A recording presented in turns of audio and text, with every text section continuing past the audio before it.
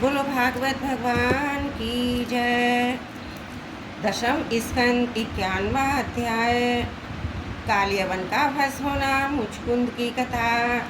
श्री सुखदेव जी कहते हैं, प्रिय परीक्षित, जिस समय भगवान श्री कृष्ण मथुरा नगर के मुख्य द्वार से निकले, उस समय ऐसा मालूम पड़ा मानो पूर्व दिशा से चंद्रोदय हो रहा हो। उनका श्यामल शरीर अत्यंत ही दर्शनीय था। उस पर रेशमी पीताम्बर की जटा निराली थी। वक्ष स्थल पर स्वर्ण रेखा के रूप में श्रीवत्स चिन्ह पा रहा था। गले में कौस्तुभ मणि जगमगा रही थी। 4 भुजाएं थीं जो लंबी लंबी और कुछ मोटी मोटी थी। हाल के खिले हुए कमल के समान कोमल और रत्नारे नेत्र थे। मुख कमल पर राशि राशि आनंद खेल रहा था। कपोलों की जटा निराली ही थी। मंद मंद मुस्कान देखने वालों का मन चुराए लेती थी। कानों में मकराकृत कुंडल झिलमिला रहे थे। उन्हें देखकर कालियवन ने निश्चय किया कि यही पुरुष वासुदेव है, क्योंकि नारद जी ने जो जो लक्षण बतलाए थे, वक्ष स्थल पर श्रीवत्स का चिन्ह, 4 भुजाएं, कमल के से नेत्र, गले में बनमाला, सुंदरता की सीमा, ये सब उसमें मिल रहे हैं। इसलिए ये कोई दूसरा नहीं हो सकता। इस समय ये बिना किसी शस्त्र के पैदल ही इस प्रकार चल रहा है। इसलिए मैं भी इसके साथ बिना शस्त्र के ही लड़ूंगा। ऐसा निश्चय करके जब कालियवन भगवान श्री कृष्ण की ओर दौड़ा, तब वे दूसरी ओर मुंह करके रणभूमि से भाग चले और उन योगी दुर्लभ प्रभु को पकड़ने के लिए कालियवन उनके पीछे पीछे दौड़ने लगा। रण छोड़ भगवान लीला करते हुए भाग रहे थे। कालियवन पग पग पर यही समझाता था कि अब पकड़ा तब पकड़ा। इस प्रकार भगवानों से बहुत दूर तक एक पहाड़ की गुफा में ले गए। कालियवन पीछे से बार बार आक्षेप करता है, अरे भाई, तुम परम यशस्वी वधुवंश में पैदा हुए हो, तुम्हारा इस प्रकार युद्ध छोड़कर भागना उचित नहीं है। परंतु अभी उनके अशुभ निशन से नहीं हुए थे, इसलिए भगवान को पाने में समर्थ न हो सका। इसके आक्षेप करते रहने पर भी भगवान उस पर्वत की गुफा में घुस गए। उनके पीछे कालियवन घुसा। वहाँ उसने एक दूसरे ही मनुष्य को सोते हुए देखा। उसे देखकर कालियवन ने सोचा, देखो तो सही है, मुझे इस प्रकार इतनी दूर ले आया। अब इस तरह मानो उसे कुछ पता ही ना था, साधु भाव बनकर सो रहा है। यह सोचकर उस मूढ़ ने उसे कमर में कसकर एक लात मारी। हुआ पुरुष वहाँ बहुत दिनों से सोया हुआ था। पैर की ठोकर लगने से उठ खड़ा हुआ। धीरे धीरे उसने अपनी आंखें खोली। इधर उधर देखने पर पास ही कालियवन खड़ा हुआ दिखाई पड़ा। परीक्षित हुआ पुरुष इस प्रकार ठोकर मारकर जगाए जाने से कुछ रुष्ट हो गया था। उसकी दृष्टि पड़ते ही कालियवन शरीर में आग में कूद पड़ा। वह क्षण भर में जलकर राख हो गया। राजा परीक्षित ने पूछा, भगवान, जिसके दृष्टिपात मात्र से कालियवन जलकर भस्म हो गया, वह पुरुष कौन था? किसका वंश का था? उसमें कैसी शक्ति हो? किसका पुत्र था? आप कृपा करके अभी बतलाइए कि पर्वत की गुफा में जाकर क्यों सो रहा था। श्री सुखदेव जी कहते हैं, परीक्षित, वे इक्ष्वाकुवंशी महाराजा मानधाता के पुत्र राजा मुचकुंद थे। वे ब्राह्मण के परम भक्त, सत्य प्रतिज्ञ, संग्राम विजयी महापुरुष थे। एक बार इंद्रादि देवतासुरों में अत्यंत भयभीत हो गए थे।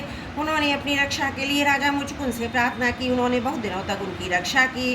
तब बहुत दिनों के बाद देवताओं को सेनापति के रूप में स्वामी कार्तिकेय मिल गए। तब उन लोगों ने राजा मुचकुंद से कहा, राजन, आपने हम लोगों की रक्षा के लिए बहुत श्रम और कष्ट उठाया है, आप विश्राम कीजिए। विश्रोमणे, आपने हमारी रक्षा के लिए मनुष्य लोक का अपना कंटक राज छोड़ दिया और जीवन की अभिलाषाएं तथा भोगों का भी परित्याग कर दिया। अब आपके पुत्र, रानियां, बंधु बांधव, अमात्य, मंत्री तथा आपके समय की प्रजा में से कोई नहीं रहा। सबके सब काल के गाल में चले गए। काल समस्त बलवानों से भी बलवान है। वह स्वयं परम समर्थ अविनाशी भगवत स्वरूप है। जैसे ग्वाले पशुओं को अपने वश में रखते हैं, वैसे ही खेल खेल में सारी प्रजा को अपने जीवन अधीन रखता है। राजन, आपका कल्याण हो, आपकी जो इच्छा हो हमसे मांग लीजिए। हम केवल मोक्ष के अतिरिक्त आपको सब कुछ दे सकते हैं, क्योंकि केवल मोक्ष देने की सामर्थ्य तो केवल अविनाशी भगवान विष्णु में ही है। परम यशस्वी राजा मुचकुंद ने देवताओं के इस प्रकार कहने पर उनकी वंदना की और बहुत थके हुए कारण निद्रा का भी वर मांगा और उनसे वर पाकर वे नींद भरकर पर्वत की गुफा में जा सोए। उस समय देवताओं ने कह दिया था कि राजन, सोते समय यदि आपको कोई मूर्ख बीच में ही जगा देगा तो वह आपकी दृष्टि पड़ते ही उसी क्षण भस्म हो जाएगा। परीक्षित, जब कालियवन भस्म हो गया, तब यदुवंश शिरोमणि भगवान श्री कृष्ण ने परम बुद्धिमान राजा मुचकुंद को अपना दर्शन दिया। भगवान श्री कृष्ण का श्री विग्रह वर्षाकालीन मेघ के समान सांवला था। रेशमी पीताम्बर धारण किए हुए थे, बक्ष तदस्सी बस और गले में कौस्तुभ मणि अपनी दिव्य ज्योति बिखेर रहे थे। 4 भुजाएं थीं। बैजंती माला अलगी घुटनों तक लटक रही थी। मुख कमल अत्यंत सुंदर और प्रसन्नता से खिला हुआ था। कानों में मकराकृति कुंडल जगमगा रहे थे। होठों पर प्रेम भरी मुस्कुराहट थी। नेत्रों की चितवन अनुराग की वर्षा कर रही थी। अत्यंत दर्शनीय तरुण अवस्था और मतवाले सिंह के समान निर्भीक चाल। राजा मुचुकुंद अपने बड़े बुद्धिमान और धीर पुरुष थे, फिर भी भगवान की यह दिव्य ज्योतिर्मयी मूर्ति देखकर कुछ चकित हो गए। उनके तेज से हतप्रभित हो सकपका गए। भगवान अपने तेज से दूरदर्श जान पड़ते थे। राजा ने तनिक शंकित होकर पूछा, राजा मुचुकुंद ने कहा, आप कौन हैं? इस कांटों से भरे हुए जंगल में आप कमल के समान कोमल चरणों से क्यों विचर रहे हैं? इस पर्वत की गुफा में भी पधारने का क्या प्रयोजन है? क्या आप समस्त तेजस्वी के मूर्तिमान तेज तथा भगवान अग्निदेव तो नहीं हैं? क्या आप सूर्य चंद्रमा देवराज इंद्र या कोई दूसरे लोकपाल हैं? मैं तो ऐसा समझता हूँ कि आप देवताओं के आराध्य देव ब्रह्मा विष्णु और शंकर, इन तीनों में से पुरुषोत्तम भगवान नारायण ही हैं। क्योंकि जैसे श्रेष्ठ दीपक अंधेरे को दूर कर देता है, वैसे ही आप अपनी अंक कांति से इस गुफा का अंधेरा भगा रहे हैं। पुरुष श्रेष्ठ, यदि आपको रचे तो अपना जन्म कर्म और गोत्र बतलाइए, क्योंकि हम सच्चे हृदय से उसे सुनने के इच्छुक हैं। और पुरुषोत्तम, यदि आप हमारे घर में पूछे तो हम इक्ष्वाकुवंशी क्षत्रिय, मेरा नाम मुचुकुंद और प्रभु मैं युवा नाशो नंदन भगवान महाराज नामदाता का पुत्र हूँ। बहुत दिनों तक जागते रहने के कारण मैं थक गया था। निद्रा ने मेरी समस्त स्त्रियों की शक्ति छीन ली थी, उन्हें बेकाम कर दिया था। इसी से मैं निर्जन स्थान में निर्द्वंद सो रहा था। अभी अभी किसी ने मुझे जगा दिया। अवश्य उसके पापों से उसे जलाकर भस्म कर दिया। इसके बाद शत्रुओं के नाश करने वाले परम सुंदर आपसे मुझे दर्शन दिए। महाभागा, समस्त प्राणियों के माननीय, आपके परम दिव्य अवसर तेज से मेरी शक्ति खो गई है। मैं आपको बहुत देर तक देख नहीं सकता। जब राजा मुचुकुंद ने इस प्रकार कहा, तब समस्त प्राणियों के जीवनदाता भगवान श्री कृष्ण हंसते हुए मेघ ध्वनि के समान गंभीर वाणी से कहा। भगवान श्री कृष्ण ने कहा, प्रिय मुचुकुंद, मेरे हजारों जन्म कर्म और नाम हैं, वे अनंत हैं, इसलिए मैं भी इनकी गिनती करके नहीं बतला सकता। यह संभव है कि कोई पुरुष अपने अनेक जन्मों में पृथ्वी के छोटे छोटे धूल कणों की गिनती कर डाले, परंतु मेरे जन्म गुण कर्म और नामों का कोई भी किसी प्रकार नहीं गिन सकता। राजन सनक सनंदन आदि परम ऋषिगण मेरे त्रिकाल सिद्ध जन्मों कर्मों का वर्णन करते रहते हैं, परंतु कभी उनका पार नहीं पाते।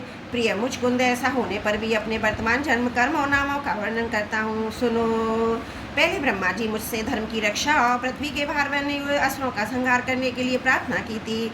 उन्हीं की प्रार्थना से मैंने यदुवंश में वसुदेव जी के अवतार ग्रहण किया है। अब मैं वसुदेव जी का पुत्र हूँ, इसलिए लोग मुझे वासुदेव कहते हैं। अब तक मैं कालनेमी असुर का, जो कंस के रूप में पैदा हुआ था, तथा प्रलम्ब आदि अनेकों साधुद्रोही असुरों का संहार कर चुका हूँ। राजन, यह काल यवन था जो मेरी ही प्रेरणा से तुम्हारी तीक्ष्ण दृष्टि से ही पड़ते ही भस्म हो गया था। वहीं मैं तुम पर कृपा करने के लिए इस गुफा में आया हूँ। तुमने मेरी बहुत बड़ी आराधना की है। मैं हूँ भक्त वत्सल, इसलिए राष्ट्रीय तुम्हारी जो अभिलाषा हो मुझसे मांग लो, मैं तुम्हारी सारी लालसा अभिलाषाएं पूर्ण कर दूंगा। जो पुरुष मेरी शरण में आ जाता है, उसके लिए फिर से कोई वस्तु नहीं रह जाती जिसके लिए वह शोक करे। श्री सुखदेव जी कहते हैं, जब भगवान श्री कृष्ण ने इस प्रकार कहा, तब राजा मुचुकुंद को वृद्धगर का कथन याद आ गया। वे यदुवंश में भगवान अवतीर्ण होने वाले हैं। वे जान गए कि ये स्वयं भगवान नारायण है। आनंद से भरकर उन्होंने भगवान के चरणों में प्रणाम किया और स्तुति की। मुचुकुंद ने कहा, प्रभु, जगत के सभी प्राणी आपकी माया से अत्यंत मोहित रहे हैं। वे आपसे विमुख होकर अनर्थ में ही फंसे रहते हैं, आपका भजन नहीं करते। वे सुख के लिए घर गृहस्थी के उन झंझटों में फंस जाते हैं जो सारे दुखों के मूल होते हैं। इस तरह स्त्री और पुरुष सभी ठगे जा रहे हैं इस पाप रूप संसार से सर्वदा रहित। प्रभु, यह भूमि अत्यंत पवित्र कर्म भूमि है। इसमें मनुष्य का जन्म होना अत्यंत दुर्लभ है। मनुष्य जीवन इतना पूर्ण है कि उसमें भजन के लिए कोई भी असुविधा नहीं है। अपने परम सौभाग्य भगवान की हेतु कृपा से उसे अनायासी प्राप्त करके मैं भी अपनी मति गति या सत्संसार में ही लगा देते हैं और तुच्छ विषय सुख के लिए सारा प्रयत्न करते हुए घर गृहस्थी के अंधेरे कुएं में पड़े रहते हैं। भगवान के चरण कमलों की उपासना नहीं करते, भजन नहीं करते। वे तो ठीक उस पशु के समान है जो तुच्छ तृण के लोभ में अंधेरे कुएं में गिर जाता है। भगवान में राजा था, राजलक्ष्मी के मत से मैं मतवाला हो रहा था। इस मरने वाले शरीर को ही तो मैं आत्मा अपना स्वरूप समझ रहा था। राजकुमार, रानी, खजाना तथा पृथ्वी के लोमों में ही फंसा हुआ था। उन वस्तुओं की चिंता दिन रात मेरे गले लगी हुई थी। इस प्रकार मेरे जीवन का ये अमूल्य समय बिल्कुल निष्फल व्यर्थ चला गया। जो शरीर प्रत्यक्ष ही घड़े और भीत के समान मिट्टी का है और दृश्य होने के कारण उन्हीं के समान अपने से ही अलग भी है, उसी को मैंने अपना स्वरूप मान लिया था, फिर अपने को मान बैठा था नरदेव। इस प्रकार मैंने मंदाध होकर आपको कुछ समझा ही नहीं। रथ आदि, घोड़े, पैदल की चतुरंगी सेना तथा सेनापतियों से घिरकर मैं पृथ्वी में इधर उधर घूमता रहा। मुझे यह करना और नहीं करना चाहिए, इस प्रकार विविध कर्तव्यों की चिंता में पड़कर मनुष्य अपने एकमात्र कर्तव्य भगवत प्राप्ति से विमुख होकर परमत्त हो जाता है, असाधारण हो जाता है। संसार में बन जाने पर विषयों के लिए इसकी लालसा दिन दूनी रात चौगनी बढ़ती ही जाती है, परंतु जैसे भूख के कारण जीभ लपलपाता हुआ सांप असाधारण चूहे को दबोच लेता है, वैसे ही काल रूप से सदा सर्वदा सावधान रहने वाले आप एकाएक उस प्रमादग्रस्त प्राणी पर टूट पड़ते हैं और उसे ले बीतते हैं। जो पहले सोने के रथों पर अथवा बड़े बड़े गजराजों पर चढ़कर चलता था और नरदेव कहलाता था, वही शरीर आपके अबाध काल का ग्रास बनकर बाहर फेंक देने पर, पक्षियों को विष्ठा धरती पर गाड़ देने पर, सटकर कीड़ा आग में जला देने पर राख ढेर बन जाता है। प्रभु, जिसने सारी दिशाओं पर विजय प्राप्त कर ली है, जिससे लड़ने वाला संसार भी कोई रह नहीं गया है, जो शेष सिंहासन पर बैठता है, बड़े बड़े नरपति जो पहले उसके समान थे अब उसके चरणों में सिर झुकाते हैं, वही पुरुष जब विषय सुख भोगने के लिए जो घर गृहस्थी की एक विशेष वस्तु है स्त्रियों के पास जाता है, तब उनके हाथ का खिलौना उनका पालतू पशु बन जाता है। बहुत से लोग विषय भोग छोड़कर पुनः राज्यादि भोग मिलने की इच्छा से ही दान पुण्य करते हैं और फिर जन्म लेकर सबसे परम स्वतंत्र सम्राट हूँ ऐसी कामना रखकर तपस्या भली बातें सिद्ध होती हैं, शुभ कर्म करते हैं। इस प्रकार जिसकी तृष्णा बढ़ी हुई कदापि सुखी नहीं हो सकता। अपने स्वरूप में एक रस स्थिर रहने पर भगवान जीवन आदिकाल से जन्म मृत्यु रूप संसार के चक्कर में भटक रहा है। जब उस चक्कर से छूटने का समय आता है तब उसे सत्संग प्राप्त होता है। यह निश्चय कि जिस क्षण सत्संग प्राप्त होता है उसी क्षण संतों की आश्रय कार्य कारण रूप जगत के एकमात्र स्वामी आप में जीव की बुद्धि अत्यंत एकमात्र दृढ़ता से लग जाती है। भगवान, मैं तो ऐसा समझता हूँ आपने मेरे ऊपर अनुग्रह वर्षा की है, क्योंकि बिना किसी परिश्रम के अनास ही मेरे राज्य का बंधन टूट गया। साधु स्वभाव के चक्रवर्ती राजा भी जब अपना राज छोड़कर एकांत भजन साधन करने के उद्देश्य में वन में जाना चाहते हैं तब उनके ममता बंधन से मुक्त होने के लिए बड़े प्रेम से आपसे प्रार्थना किया करते हैं। अंतर्यामी प्रभु, आपसे क्या छिपाए, मैं आपके चरणों की सेवा के अतिरिक्त और भी क्या वर्ण नहीं चाहता, क्योंकि जिनके पास किसी प्रकार का संग्रह परिग्रह नहीं है अथवा जो उसके अभिमान से रहते हैं वे लोग भी केवल उसी के लिए प्रार्थना करते रहते हैं। भगवान, भला बतलाइए, सही मोक्ष देने वाले आपकी आराधना करके ऐसा कौन श्रेष्ठ पुरुष होगा जो अपने को भानने वाले सांसारिक विषयों का वर मांगे। इसलिए प्रभु, मैं सद्गुण रजगुण तमगुण से संबंध रखने वाली समस्त कामनाओं को छोड़कर केवल माया के लेश मात्र समझ से रहित गुणातीत एक अद्वितीय चित्त स्वरूप परम पुरुष आपकी शरण ग्रहण करता हूँ। भगवान, मैं अनादिकाल से अपने कर्म फलों को भोगते भोगते अत्यंत आर्त हो रहा हूँ। उनकी दुखद ज्वाला रात दिन मुझे जलाती रहती है। मेरे 6 शत्रु 5 इंद्रिय और एक मन कभी शांत ना होते हैं। उनकी विषयों की पास बढ़ती ही जा रही थी। कभी किसी प्रकार के क्षण के लिए मुझे शांति ना मिली। शरणदाता, मैं आपके भय मृत्यु और शोक से रहित चरण कमलों की शरण में आया हूँ। सारे जगत के एकमात्र स्वामी परमात्मा नाम मुझ शरणागत की रक्षा कीजिए। भगवान श्री कृष्ण ने कहा, सार्वभौम महाराज, तुम्हारी मति तुम्हारा निश्चय बड़ा ही पवित्र और ऊंची कोटि का है। यद्यपि मैंने तुम्हें बार बार वर देने का प्रलोभन दिया, फिर भी तुम्हारी बुद्धि कामनाओं के अधीन न हुई। मैंने तुम्हें जो वर देने का प्रलोभन दिया वह केवल तुम्हारी सावधानी की परीक्षा के लिए। मेरे जो अनन्य भक्त होते उनकी बुद्धि कभी कामनाओं से इधर नहीं भटकती। जो लोग मेरे भक्त नहीं होते वे चाहे प्राणायाम आदि के द्वारा अपने मन को वश में करने का कितना ही प्रयत्न क्यों न करें, उनकी वासनाएं क्षीण नहीं होती। राजन, उनका मन फिर से विषयों के लिए मचल पड़ता है। तुम अपने मन और सारे मनोभावों को मुझे समर्पित कर दो, मुझ में लगा दो और फिर स्वच्छंद रूप से पृथ्वी पर विचरण करो। मुझ में तुम्हारी विषय वासना शून्य निर्मल भक्ति सदा बनी रहेगी। तुमने क्षत्रिय धर्म का आचरण करते समय शिकार आदि के अवसर पर बहुत से पशुओं का वध किया है। अब एकाग्र चित्त से मेरी उपासना करते हुए तपस्या के द्वारा उस पाप को धो डालो। राजन, अगले जन्म में तुम ब्राह्मण बनोगे और समस्त प्राणियों के सच्चे हितैषी परम सुहृद होगे। फिर मुझ विशुद्ध ज्ञान परमात्मा को प्राप्त करोगे। बोलो भागवत भगवान की जय। 10वां स्कंद समाप्त। त्रुटियों के लिए क्षमा चाहती हूँ। बोलो भागवत भगवान की जय। बोलो भागवत भगवान की जय। दसम स्कंद 52वां अध्याय। द्वारका गमन श्री बलराम जी का विवाह तथा श्री कृष्ण के पास रुक्मणी जी का संदेशा लेकर ब्राह्मण का आना। श्री सुखदेव जी कहते हैं, प्यारे परीक्षित, भगवान श्री कृष्ण ने इस प्रकार इक्ष्वाकुनंदन राजा मुचकुंद पर अनुग्रह किया। अब उन्होंने भगवान की परिक्रमा की, उन्हें नमस्कार किया, गुफा से बाहर निकले। उन्होंने बाहर आकर देखा कि सबके सब मनुष्य, पशु, लता, वृक्ष, वनस्पति पहले की अपेक्षा बहुत छोटे छोटे आकार के हो गए हैं। इससे ये जानकर के कलयुग आ गया है, वे उत्तर दिशा की ओर चल दिए। महाराजा मुचकुंद तपस्या, श्रद्धा, धैर्य और आसक्ति से युक्त संशय संदेह से मुक्त थे। वे अपना चित्त भगवान श्री कृष्ण में लगाकर गंधमादन पर्वत पर जा पहुंचे। भगवान नर नारायण के नित्य निवास स्थान भद्र का आश्रम में जाकर बड़े शांत भाव से गर्मी सर्दी आदि दोनों सहते हुए भी वे तपस्या के द्वारा भगवान की आराधना करने लगे। इधर भगवान श्री कृष्ण मथुरापुरी में लौट आए। अब तक कालियवन की सेना ने उसे घेर रखा था।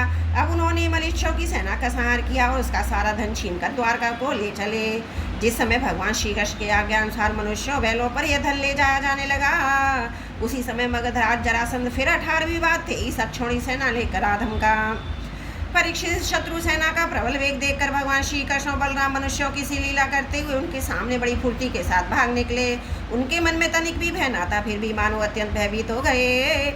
इस प्रकार नाट्य करते हुए सबका सब धन वहीं छोड़कर अनेक योजनाओं तक वे अपने कमल दल के समान सुकोमल चरणों से ही पैदल भागते चले गए। जब महाबली मगधराज जरासंध देखा कि श्री कृष्ण बलराम तो भाग रहे हैं, तब वह हंसने लगा और अपनी रथ सेना के साथ उनका पीछा करने लगा। उसे भगवान श्री कृष्ण बलराम जी के ऐश्वर्य प्रभाव का ज्ञान न था। बहुत दूर तक दौड़ने के बाद दोनों भाई कुछ थक से गए। अब वे अपने ऊंचे प्रवर्षण पर्वत पर चढ़ गए। उस पर्वत का प्रवर्षण नाम इसलिए पड़ा था कि वहाँ सदा ही मेघ वर्षा किया करते थे। परीक्षित, जब जरासंध ने देखा वे दोनों पहाड़ में छिप गए और बहुत ढूंढने पर भी पता न चला, था उसने ईंधन से भरे हुए प्रवर्षण पर्वत के चारों ओर आग लगवाकर उसे जला दिया। जब भगवान ने देखा पर्वत के छोल चलने लगे हैं, तब दोनों भाई जरासंध की सेना के घेरों को लांघते हुए बड़े वेग से उस 11 योजन 44 कोस ऊंचे पर्वत से एकदम नीचे धरती पर कूद पड़े। राजन उन्हीं जरासंध ने तथा उसके किसी सैनिक ने देखा नहीं और वे दोनों भाई वहां से चलकर फिर अपनी समुद्र से घिरी हुई द्वारकापुरी में चले आए। जरासंध ने झूठ मूठ ऐसा मान लिया कि श्री कृष्ण बलराम तो जल गए, फिर वह अपनी बहुत बड़ी सेना लौटाकर मगध देश को चला गया। यह बात मैं तुमसे पहले ही नवम स्कंद में कह चुका हूँ कि अनार्थ देश के राजा श्रीमान रेवत जी ने अपनी रेवती नाम की कन्या ब्रह्मा जी की प्रेरणा से बलराम जी के साथ ब्याह की। परीक्षित, भगवान श्री कृष्ण भी स्वयंवर में आए हुए शिशुपाल और उसके पक्षपाती शाल्व आदि नरपतियों को बलपूर्वक हराकर सबके देखते देखते जैसे गरुड़ ने सुधा का हरण कर लिया था, वैसे ही विदर्भ देश की राजकुमारी रुक्मणी को हर लाए और उनसे विवाह कर लिया। रुक्मणी जी राजा भीष्म की कन्या और स्वयं भगवती लक्ष्मी जी का अवतार थी। राजा परीक्षित ने पूछा, भगवान, हमने सुना है कि भगवान श्री कृष्ण ने भीष्म नंदनी परम सुंदरी रुक्मणी देवी को बलपूर्वक हरण करके राक्षस विधि से उनके साथ विवाह किया था। महाराज, अब मैं ये सुनना चाहता हूँ कि परम तेजस्वी भगवान श्री कृष्ण ने जरासंध, शाल्व आदि नरपतियों को जीत कर किस प्रकार रुक्मणी का हरण किया। ब्रह्म ऋषि भगवान श्री कृष्ण की लीलाओं के संबंध में क्या कहना है? वे स्वयं तो पवित्र हैं, सारे जगत का मल धो बहाकर उसे भी पवित्र कर देने वाली हैं। उनमें ऐसी लोकोत्तर माधुरी है जिसे दिन रात सेवन करते रहने पर भी नित्य नया नया रस मिलता रहता है। भला ऐसा कौन रसिक, कौन मर्मज्ञ है जो उन्हें सुनकर तृप्त ना हो जाए। श्री सुखदेव जी कहते हैं, परीक्षित, महाराजा भीष्मक विदर्भ देश के अधिपति थे। उनके 5 पुत्र और एक सुंदरी कन्या थी। सबसे बड़े पुत्र का नाम था रुक्मी और 4 छोटे थे जिनके नाम थे क्रमशः रुक्मरथ है और रुक्माहु, रुक्केश और रुक्माली। इनकी बहन थी सती रुक्मणी। जब उसने भगवान श्री कृष्ण के सौंदर्य, पराक्रम, गुणों और वैभव की प्रशंसा सुनी तो उसके महल में आने वाले अतिथि प्राय गाया ही करते थे। तब उसने यही निश्चय किया कि भगवान श्री कृष्ण ही मेरे अनुरूप पति हैं। भगवान श्री कृष्ण भी समझते थे कि रुक्मणी में बड़े सुंदर सुंदर लक्षण है, वह परम बुद्धिमती है, उदारता, सौंदर्यशील, स्वभाव गुणों में भी अद्वितीय है, इसलिए रुक्मणी ही मेरे अनुरूप पत्नी है। तय भगवान ने रुक्मणी जी से विवाह करके निश्चय कर लिया। रुक्मणी जी के भाई बंधु भी चाहते थे कि हमारी बहन का विवाह श्री कृष्ण से ही हो, परंतु रुक्मी श्री कृष्ण से बड़ा द्वेष रखता था। उसने उन्हें विवाह करने से रोक दिया। शिशुपाल को ही अपनी बहन के योग्य वर समझा। जब परम सुंदरी रुक्मणी को यह मालूम हुआ कि मेरा बड़ा भाई रुक्मी शिशुपाल के साथ मेरा विवाह करना चाहता है, तब वे बहुत उदास हो गईं। उन्होंने बहुत कुछ सोच विचार कर एक विश्वासपात्र ब्राह्मण को तुरंत श्री कृष्ण के पास भेजा। जब भी ब्राह्मण देवता द्वारकापुरी में पहुंचे तब द्वारपालों ने राजमहल के भीतर ले गए। वहां जाकर ब्रह्मांड देवता ने देखा कि आदि पुरुष भगवान श्री कृष्ण सोने के सिंहासन पर विराजमान है। ब्राह्मणों के परम भक्त भगवान श्री कृष्ण उन ब्राह्मण देवता को देखते ही अपने आसन से नीचे उतर गए और उन्हें अपने आसन पर बैठाकर वैसे ही पूजा की जैसे देवता लोग उनकी भगवान की किया करते हैं। आदर सत्कार कुशल प्रश्न के अनंतर जब ब्राह्मण देवता खा पी चुके, आराम विश्राम कर चुके, तब संतों के ब्रह्माश भगवान श्री कृष्ण के पास गए। अपने कोमल हाथों से उनके पैर सहलाते हुए बड़े शांत भाव से पूछने लगे, ब्राह्मण शिरोमणे, आपका चित्त तो सदा सर्वदा संतुष्ट रहता है। आपको अपने पूर्व पुरुषों द्वारा स्वीकृत धर्म का पालन करने में कोई कठिनाई तो नहीं होती। ब्राह्मण यदि तो कुछ मिल जाए उसी में संतुष्ट रहे, अपने धर्म का पालन करे, उससे च्युत ना हो, वह संतोषी उसकी सारी कामनाएं पूर्ण कर देता है। यदि इंद्र का पद पाकर भी किसी को संतोष ना हो तो उसे सुख के लिए एक लोक से दूसरे लोक में बार बार भटकना पड़ेगा। वह कहीं भी शांति से बैठ नहीं सकेगा। परंतु जिसके पास तनिक भी संग्रह परिग्रह नहीं है तो उसी अवस्था में संतुष्ट है। वह सब प्रकार से संताप रहित होकर सुखी नींद सोता है।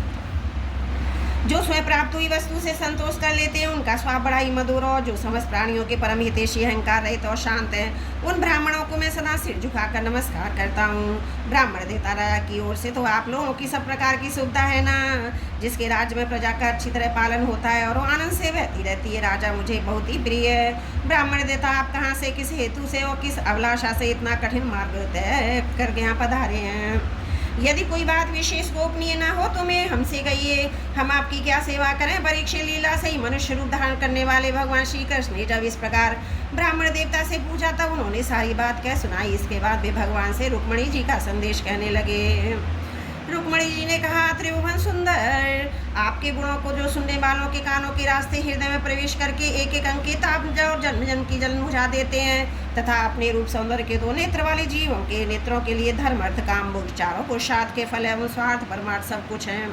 श्रवण करके प्यारे अच्युत, मेरा चित्त लज्जा शर्म सब कुछ छोड़कर आप में ही प्रवेश कर रहा है। प्रेम स्वरूप श्याम सुंदर चाहे जिस दृष्टि से देखें, कुलशील स्वभाव सौंदर्य विद्यावस्था धन धाम सभी आप में अद्वितीय है, अपने ही समान है। मनुष्य लोक में जितने भी प्राणी हैं सबका मन आपको देखकर शांति का अनुभव करता है, आनंदित होता है।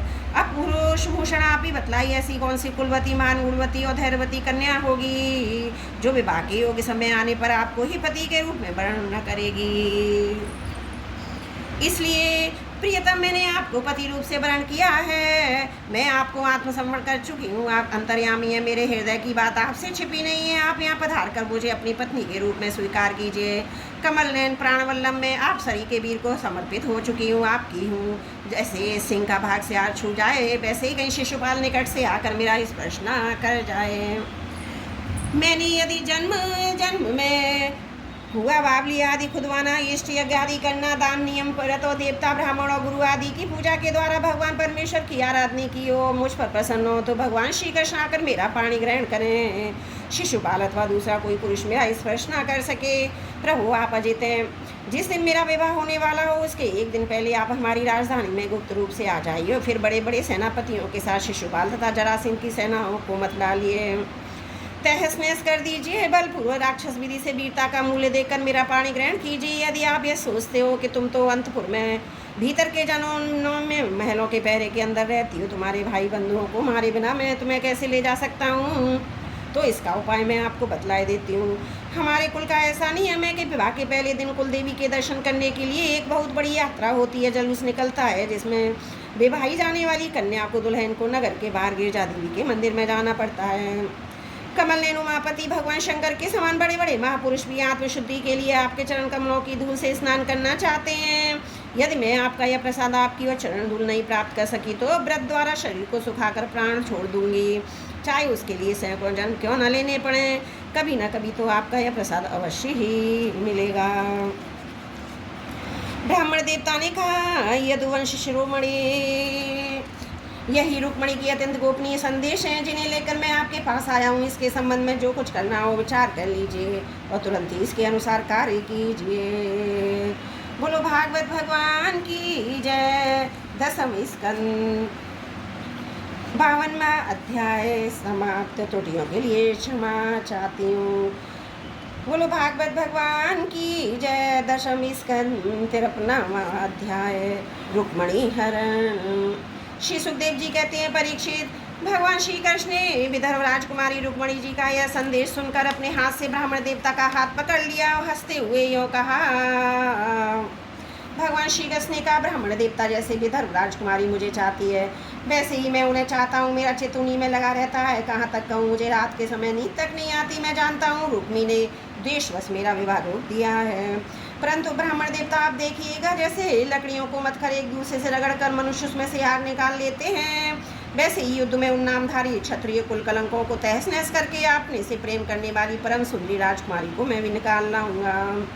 श्री सुखदेव जी कहते हैं, परीक्षित, मधुसूदन श्री कृष्ण ने जान करके रुक्मणी के विवाह की लगन परसों रात्रि में ही है। सारथी को आज्ञा दी, दारुक तनिक भी विलंब न करके रथ जोत लाओ।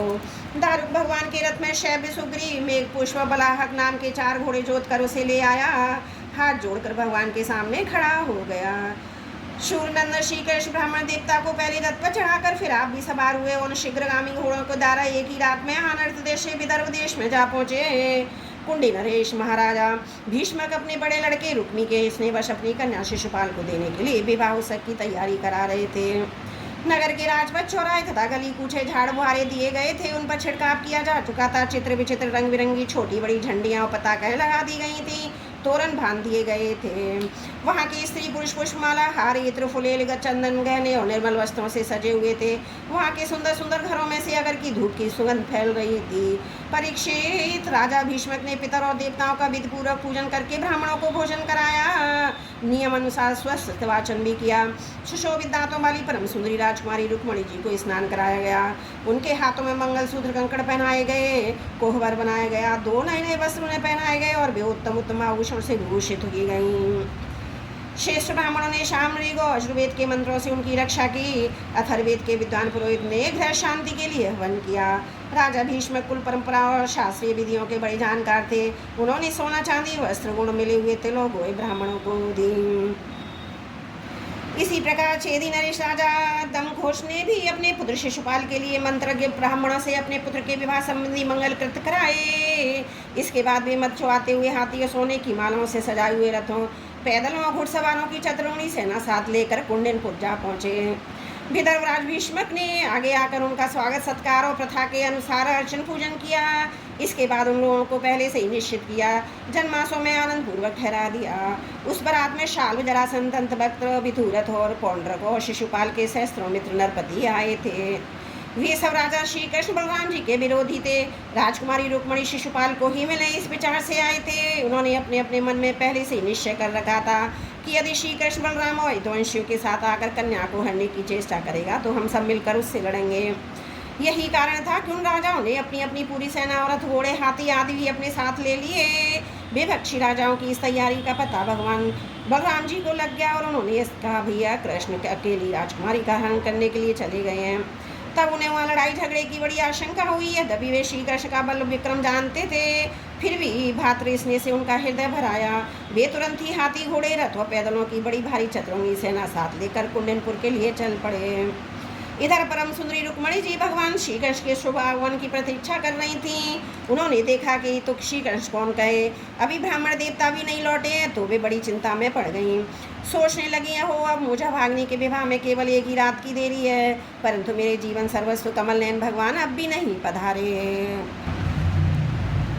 इसका क्या कारण हो सकता है, कुछ निश्चय नहीं मालूम पड़ता। यही नहीं, मेरे संदेश ले जाने वाले ब्राह्मण देवता भी अभी तक नहीं लौटे।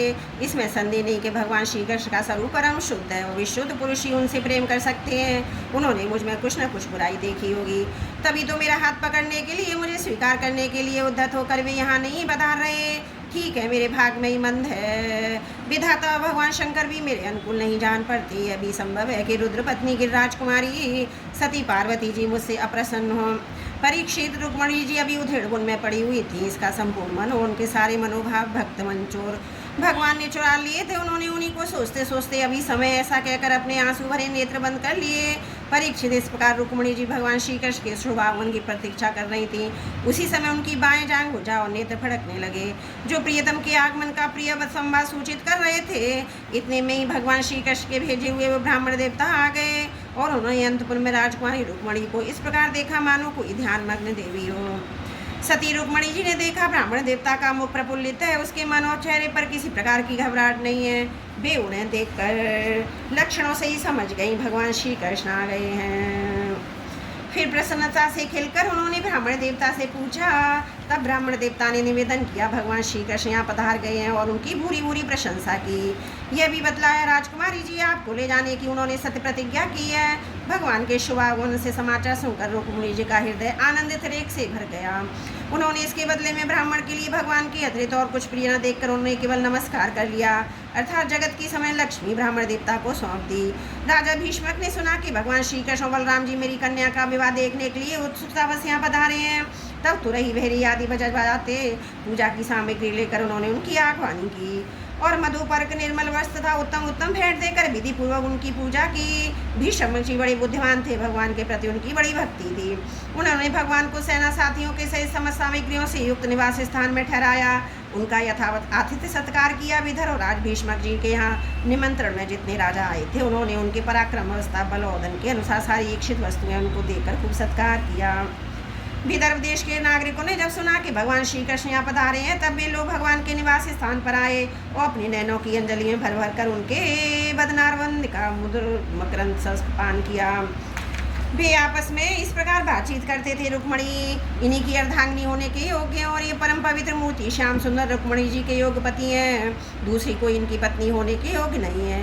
यदि हमने अपने पूर्व जन्म या इस जन्म में कुछ भी सत्कर्म किया हो तो त्रिलोक भदाता भगवान हम पर प्रसन्न हो और ऐसी कृपा करें। श्याम सुंदर श्री कृष्ण विदर्भ राजकुमारी रुक्मणी जी का पाणी ग्रहण करें। परीक्षित जिस समय प्रेम परवश होकर पूर्वासी लोग परस्पर इस बार बातचीत कर रहे थे उसी समय रुक्मणी जी अंतपुर से निकलकर देवी जी के मंदिर के लिए चली।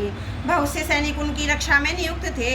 वे प्रेम मूर्ति श्री कृष्ण के चरण कमलों का चिंतन करती हुई भगवती भवानी के पाद पल्लवों का दर्शन करने के लिए पैदल ही चली। वे स्वयं मौन थी और माताएं तथा सखी सहेलियां सब ओर से उन्हें घेरे हुई थी। शूरवीर राजसैनिक हाथों में अस्त्र उठाए कवच पहने उनकी रक्षा कर रहे थे। उस समय मृदंग शंख ढोल तुरही और भेरी आदि बाजे बज रहे थे। बहुत सी ब्राह्मण पत्नियां पुष्पमाला चंदन और सुगंध द्रव्य और गहने कपड़ों में सज धज कर साथ साथ चल रही थीं। अनेकों प्रकार के उपहार श्रेष्ठ आदि की सामग्री लेकर शैस्त्रों श्रेष्ठ बारांगनाएं भी साथ थीं। गवैये गाते जाते थे, बाजे वाले बाजे बजाते चलते थे। सूत मागा तथा बंदी जन दुल्हन के चारों ओर जय जयकार करते बिरद बखानते जा रहे थे। देवी जी के मंदिर में पहुंचकर रुक्मणी जी ने अपने कमल के सदृश कोमल हाथ पैर धोए अचानक किया। इसके बाद बाहर भीतर से पवित्र और शांत भाव से युक्त होकर अंबिका देवी के मंदिर में प्रवेश किया। बहुत सी विधि विधान जानने वाली बड़ी बूढ़ी ब्राह्मणियां उनके साथ थी। उन्होंने भगवान शंकर की अर्धांगिनी भवानी और भगवान शंकर जी को रुक्मणी से प्रणाम करवाया। रुक्मणी जी ने भगवती से प्रार्थना की, अंबिका माता आपकी गोद में बैठे हुए आपके प्रिय पुत्र गणेश जी को तथा आपको मैं बार बार नमस्कार करती हूँ। आप ऐसा आशीर्वाद दीजिए कि मेरी अभिलाषा पूर्ण हो। भगवान श्री कृष्ण मेरे पति हों। इसके बाद रुक्मणी जी ने जल गंध अक्षत धूप वस्त्र पुष्पमाला हार आभूषण अनेकों प्रकार के नैवेद्य भेंट आरती आदि सामग्रियों से अंबिका देवी जी की पूजा की। तदंतर उक्त सामग्रियों से तथा नमक पुआ पान कंठ सूत्र फल और ईख से सुहागिन ब्राह्मणियों की पूजा की। तब ब्राह्मणियों ने प्रसाद देकर आशीर्वाद दिए और दुल्हन ने ब्राह्मणियों माता अंबिका को नमस्कार करके प्रसाद ग्रहण किया। पूजा अर्चना की विधि समाप्त हो जाने पर उन्होंने मौन व्रत तोड़ दिया और रत्न जड़ित अंगूठी से जगमगाते हुए कर कमल के द्वारा एक सहेली का हाथ पकड़कर वे गिरजा मंदिर से बाहर निकली। परीक्षित रुक्मणी जी भगवान की माया के समान बड़े बड़े वीरों को मोहित कर लेने वाली थी। उनका कटिबाग बहुत ही सुंदर और पतला था। मुखमंडल पर कुंडलों की शोभा जगमगा रही थी। वे किशोर तरुण अवस्था की संधि में स्थित थी। नितंब पर चढ़ाऊ गर्दनी शोभामान थी। वक्ष स्थल को उभरे हुए थे। उनकी दृष्टि लटकती उल्कों के कारण कुछ चंचल हो रही थी। उनके होठों पर मनोहर मुस्कान थी। उनके दांतों की पात थी जो कुंदकली के समान परम उज्ज्वल परंतु पके हुए कुंदरू के समान लाल होठों की चमक से उस पर भी लालमा आ गई थी। उनके पांवों के फालजेब चमक रहे थे। उनमें से लगे हुए छोटे छोटे घुंघरू रुंझुन कर रहे थे।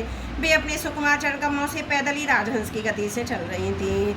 उनकी यह अपूर्व छवि देखकर वहाँ आए हुए बड़े बड़े यशस्वी और सम्मोहित हो गए। कामदेव से ही भगवान का कार्य सिद्ध करने के लिए अपने बाणों से उनका हृदय जर्जर कर दिया। रुक्मणी जी इस प्रकार इस उत्सव यात्रा के बहाने मंद मंद गति से चलकर भगवान श्री कृष्ण अपना राशि राशि सौंदर्य निछावर कर रही थी। उन्हें देखकर और उनकी खुली मुस्कान तथा लचीली चितवंत पर अपना चित्त लुटाकर वे बड़े बड़े नरपति एवं वीर इतने मोहित और बेहोश हो गए कि उनके हाथों से अस्त्र छूट कर गिर पड़े और स्वयं भी रंग हाथी और घोड़ों से धरती पर आ गिरे। इस प्रकार रुक्मिणी जी भगवान श्री कृष्ण के शुभ आगमन की प्रतीक्षा करती हुई अपने कमल की कली के समान सुकुमार चरणों को बहुत धीरे धीरे आगे बढ़ा रही थी।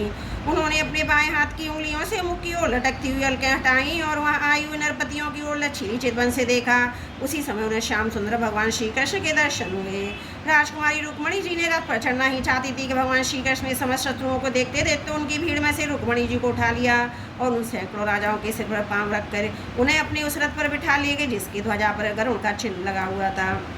इसके बाद जैसे ही सिंह सियारों के बीच में से अपना भाग ले जाए वैसे ही रुक्मिणी जी को लेकर भगवान श्री कृष्ण बलराम जी और यदुवंशियों के वहाँ से चल पड़े। उस समय जरासीन के वशवर्ती अभिमानी राजाओं को अपना यह बड़ा भारी तिरस्कार यश कीर्ति का नाश सहन न हुआ। वे सबके सब चिढ़कर कहने लगे, अब हमें धिक्कार है, आज हम लोग धनुष धारण करके खड़े ही रह गए। ये ग्वाले जैसे सिंह भाग को हरिन ले गए, उसी प्रकार हमारा सारा यश छीन ले गए। बोलो भागवत भगवान की जय, बोलो भागवत भगवान की जय। दसम स्कंद 53वां अध्याय समाप्त। त्रुटियों के लिए क्षमा चाहती हूँ। बोलो भागवत भगवान की जय।